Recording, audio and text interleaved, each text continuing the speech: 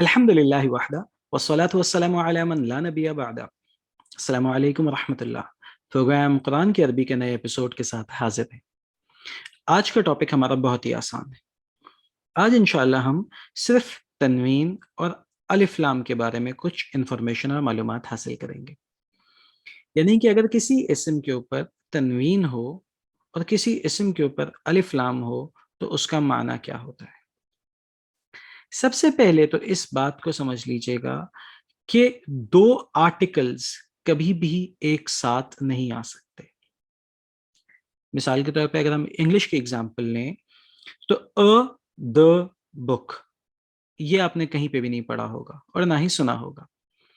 यानी कि और द ये दोनों आर्टिकल्स हैं, ये दोनों कभी भी एक साथ एक ही जुमले में एक ही मकाम के ऊपर जमा नहीं हो सकते। लिहाजा आप या तो अ बुक कहेंगे या फिर आप द बुक कहेंगे। द बुक आप नहीं कह सकते। अरबी में ये जो काम है ये तनवीन से या फिर अलिफ लाम से लिया जाता है। तनवीन आप जानते हैं दो जबर, दो जेर और दो पेश को कहते हैं। मिसाल के तौर पे आप देखिए किताबुन, किताबन और किताबिन। किताबुन, किताबन, किताबिन। किताबुन के ऊपर दो पेश हैं, किताबन के ऊपर दो जबर हैं, किताबिन के नीचे दो जेर हैं। इन तीनों का माना अ बुक है। यानी कि तनवीन से आप अ का माना लेते हैं, अ बुक। मिसाल के तौर पे मुस्लिमुन एक मुसलमान, अमुस्लिम, ठीक है। कलमुन एक कलम, अ पेन। लिहाजा हमने इस बात को जान लिया कि किताबुन हो, किताबन हो या किताबिन हो, माना एक ही होगा और वो माना है अ बुक। दूसरी एग्जांपल देखिए अल किताबु, अल किताबा, अल किताबी। इसके ऊपर अलिफ लाम दाखिल हो गया किताब के ऊपर, तो हमने कहा अल किताबू। अब तनवीन नहीं आई। अल किताबा, देखिए तनवीन गायब हो गई। अल किताबी, देखिए तनवीन गायब हो गई। सिंगल पेश, सिंगल जबर और सिंगल जेर। तीनों का माना चाहे वो अल किताबू हो, अल किताबा हो या अल किताबी हो, तीनों का माना द बुक है।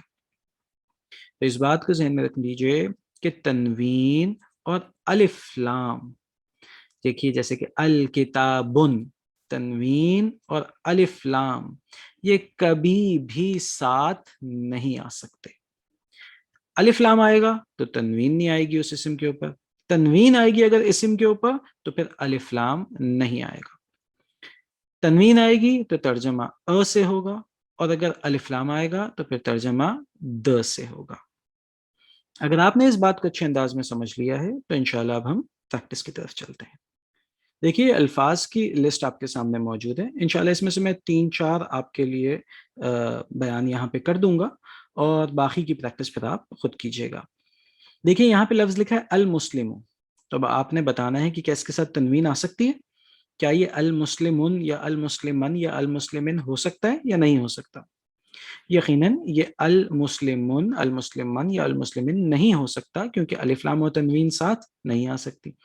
लिहाजा इसकी तीनों जो हरकत हैं वो आपने यहाँ पर लिखनी है या यहाँ पर बयान करनी है कि अल मुस्लिमु, अल मुस्लिमा, अल मुस्लिमी। अगली एग्जाम्पल देखिए मुस्लिमा। अब इसको आपने तीनों हरकतों के साथ लिखना है, यानी कि मुस्लिमतुन, मुस्लिमतन और मुस्लिमतिन। अल कलमु है तो अब इसे कैसे लिखा जाएगा, अल कलमु, अल कलमा, अल कलमी। तनवीन नहीं आएगी।